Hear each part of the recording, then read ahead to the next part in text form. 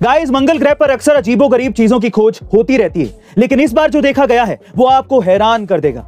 इस बार अमेरिकी अंतरिक्ष एजेंसी नासा के क्यूरियोसिटी रोवर ने पहाड़ में एक चौकोर दरवाजा और उसमें से गुजरता रास्ता देखा है, जिसे देखकर हर कोई हैरान है। ऐसा लगता है जैसे कि किसी ने पहाड़ को काटकर उसके अंदर से रास्ता बनाया होगा। इस दरवाजे के अंदर क्या है ये तो फिलहाल पता नहीं चला है, लेकिन इसे देखकर यह लगता है कि इसके अंदर कोई बड़ा जीव या एलियन रहता होगा।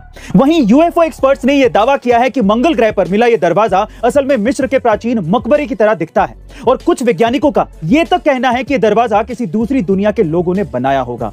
बहरहाल, इस दरवाजे के पीछे राज क्या है यह तो अभी तक पता नहीं चला है, लेकिन इस रहस्यमय दरवाजे ने एक बार फिर से वैज्ञानिकों के बीच दूसरी दुनिया की चर्चा शुरू कर दी है।